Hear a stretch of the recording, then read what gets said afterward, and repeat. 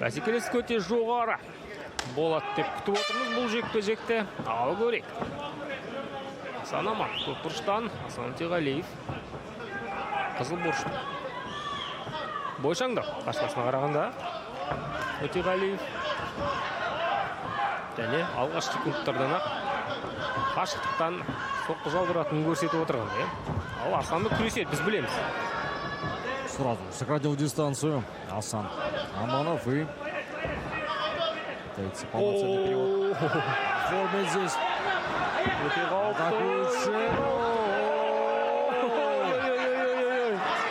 Жақсы алды, бірақ Аманов та оңдырмай жерге салды қазір. Нет, здесь, кажется, сильно такого воздействия на шею уже нет. Потерял захват, к сожалению. Көп күш салды Өтеғалиевті бұл жерде. Әйтеуір құтыла алды гильотинадан. Мойынды жақсы алған еді бе. Асанов дәл осындай мәнерде тоқтамай 15 минут бойы күресе алады. Біз бұған көзіміз жетті. Міне тағы да мойынды өтті қараңызды. Бірақ бұл жолы Асланның екінші қолына назар аударыңыздар. Оң қолы қолтықтың астынан кеткен. Бұлай тоқынды соған қарамастан тоқындырып жатыр әлі де. Барлығы жақсы деп көрсетті. Шығып кететін түрі бар тағы да.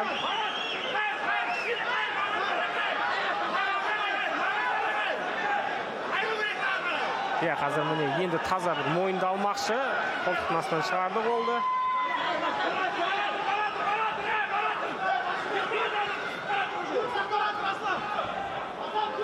Белгі беріп көрсетіп отыру керек. Қазір төреші тоқтатып тастамау үшін. Тағы бір соғады ма? Слэм бар. Және екінші мәрте өте қауіпті гильотинадан шықты. Да, Аслан сам здесь уже опустил захват и понял, что не получится уже довести удушающий. Это завершение. Бар үшін сал бұзақ жату оңай емес.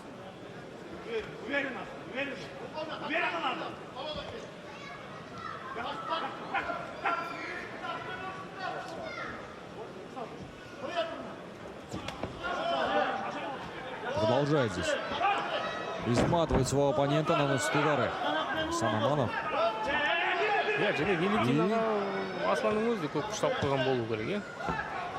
Выходит на армбар. Орған бұтағы да сейіст тұр барлығы. Аманов.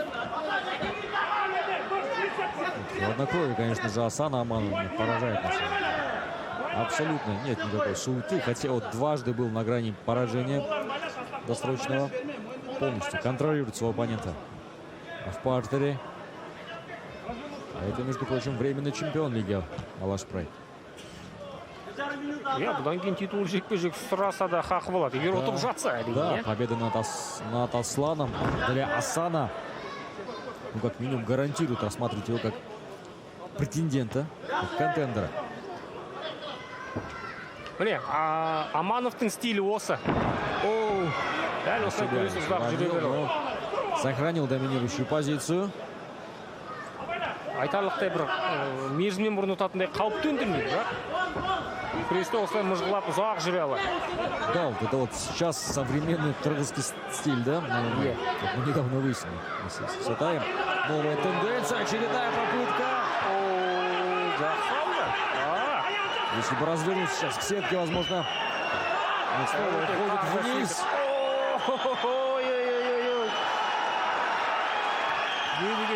Блокирует ноги. Болмады сонда да, қараңыздар. Будет ли переходить на треугольник? Жоқ, бұл жерде сала алмайды. Үшбұрыш аяқтардың қалай жатқанына назар аударыңыздар. Аманов осымен 3 рет мойынды берді, бірақ 3 ретте шыға алды қауіпті позициядан.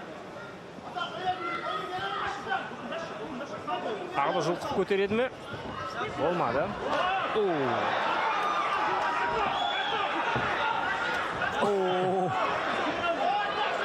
Ашығырстан қашып тұрған жоқ, және Тәуекел етті, раундтың соңына қарай Өтеғалиев бұл жерде. Раунд аяқталды. Төрешілер қалай бағалайды?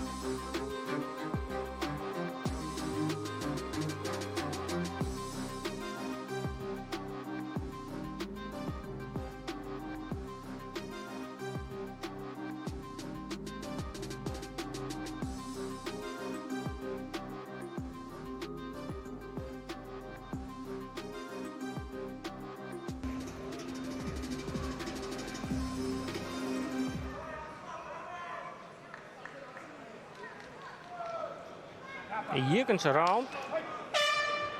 Бастаймыз. Жекпе-жек өрнегі қатты өзгере қоймас. Аманов әрине аяққа ұмтылады тағы да. Күресуге тырысады.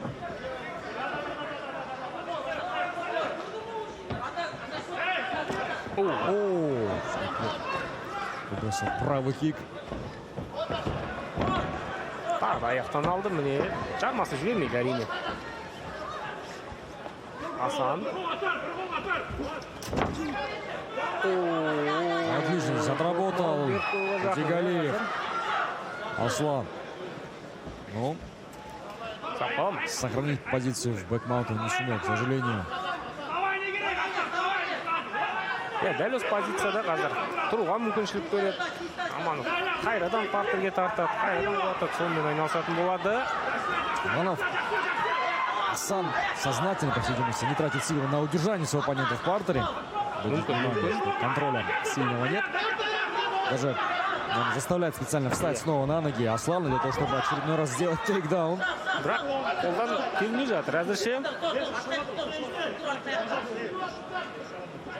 Толықтай ұстап қалу.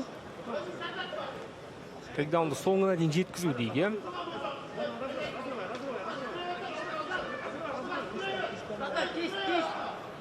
Дәл осылай салмақпен басып отырады. Өте көп энергияны алып қоятын позиция.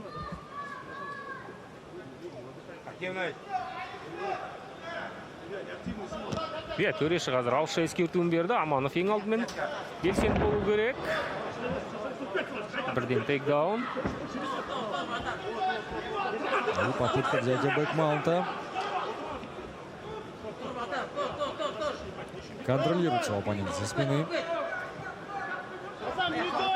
Ударов мало, к сожалению. Асан. Лучше контроль ради контроля от Аманова. Тағы тейкдаун.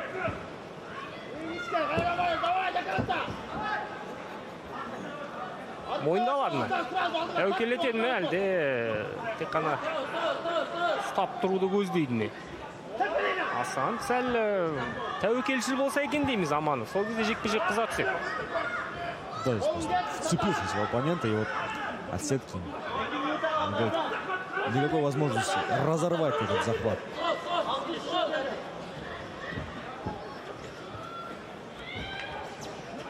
Тамаша. Тағы да позиция. Амановтың стилі осы.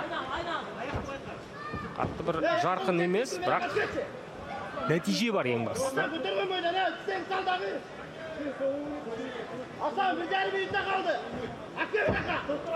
Тамаша жұлып алды. Тағы да мойын. Ал Өтеғалиев не ұсынады?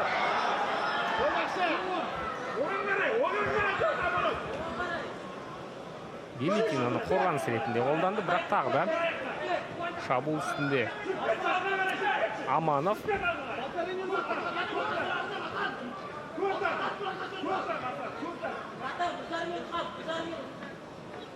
Ударов мало. Рефери может уже дать какое-то замечание устное. Он скидывает руки и проходит попытки перевода в партер. Асан Аманов.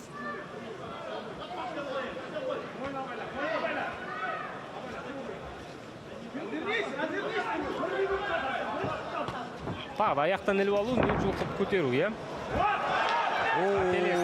Аманов. Ну вот снова здесь не смог закрепиться. Үшпұрыш салады ма? Өтеғалиев. Жоқ, бұл жерден салу қиындау үшін керек. Ұзаққа созбайды әрине қазір. Міне енді жапты. Аманов өзі қателесті бұл жерде. Дер кезде басында шығара алды.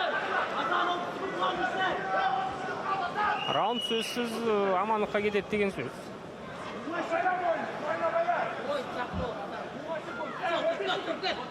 Последние секунды второго раунда тем временем.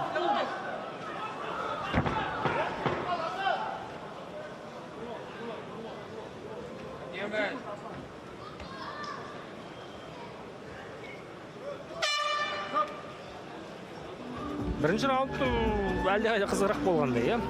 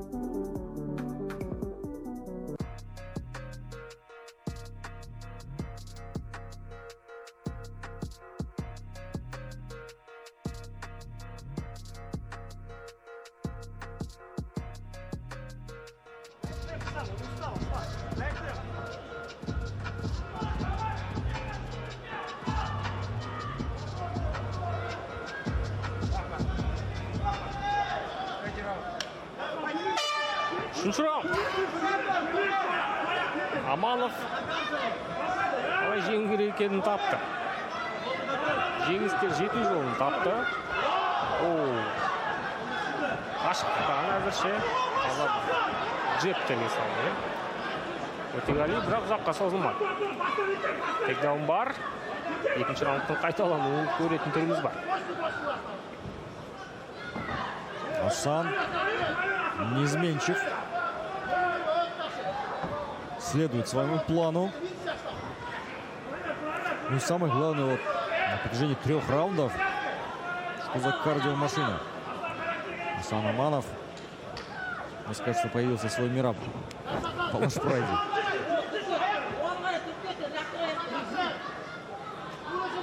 Ну, примерно стиль такой же, да, обратите внимание, как у мираба. Құлатуын құлатады, бірақ ары қарай не істеу керек екенін білмейді. Да, и обратите внимание, даже на захват. Он держит его крепко, дает возможность. Тұрғызады, қайрадан құлатады, тұрғызады, қайрадан құлатады. Шынымен де қажытып жібереді. Кәдімгідей қарсыласты. Тағы қазір жұлқып алатын түрі бар. Пытается сейчас пройти, вот, да, вот. Вроде как бы есть контроль, но опять-таки. Не тотальный он. Стильді жанкерлердің көпшілігін ата қоймайды. Ну, это работает. Рекорд 7-1. Сейчас. Міне тамаша, бірақ қараш тағы. Құлатуын құлатты.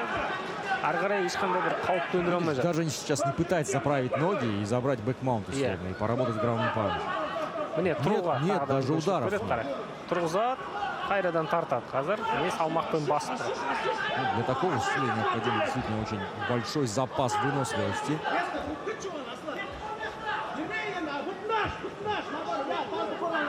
Знать бы еще статистику по тейкдаунам этого поединка.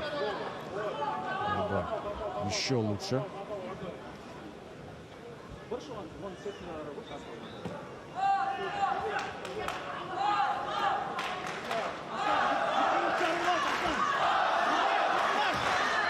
Аслану тяжело приходится даже. Возможно, поддержка болельщиков в стенах Теннис-арены мало чем поможет. Половина раунда остается. Аслан енді тек қана мерзімнен бұрын жеңісті көздеу керек шығар. Алғашқы 2 раунд Аслан кетіп қалуы мүмкін. Міне тағы да тейкдаун. Ешқандай жалғасы жоқ тейкдаун дейік. Аманов соққы жаудырса екен, партерде қауіп төндірсе екен дейміз. Сол кезде жекпе-жек қыза түседі. Да, все верно. Подмечена высота. И вот здесь вот есть возможность. Пытается вытянуть руку. Жоқ, қазірше. Бартолай айту ертеу. Сезіп тұр барлығын. Аманов. Необходимо рисковать, иначе других возможностей уже не будет. Қорғанып шыға алды. Асан Аманова. Және тағы да сол сценарий. Орға тіреу, салмақпен басып тұру болды.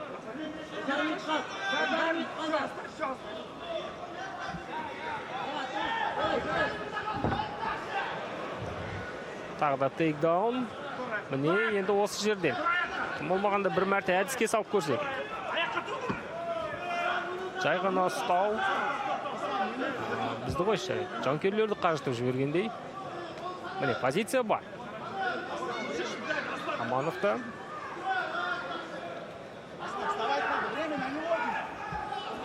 Міне мойындалды. Міне. Ну, опять нет продолжения. Және соққы да қарашы, жай ғана нұқып қояды. Бір қатты соққы да салып жатқан жоқ.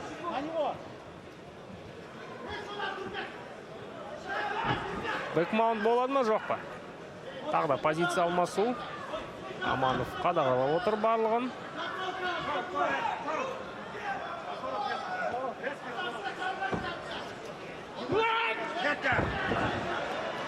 Очередной тейкдаун и подключил удары под конец раунда. Тағы да жұлқып көрмекші бір мәрте.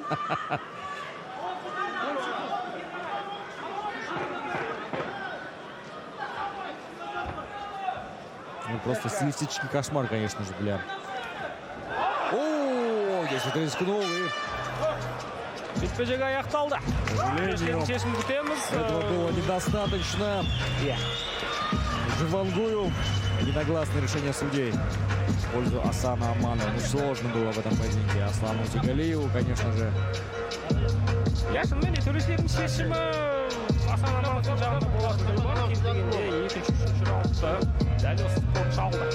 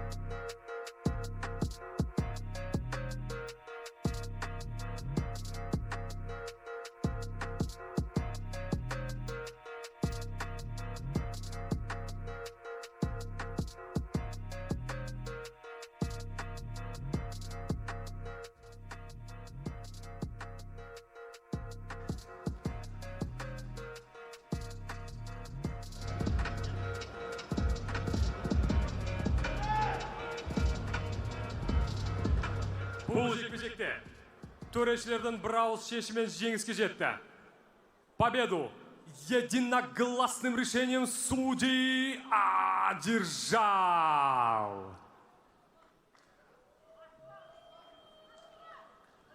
Кыргызстан Бишкек Асан Аманов. Иә, төрешенің шешімі бірауыздан Асан Аманов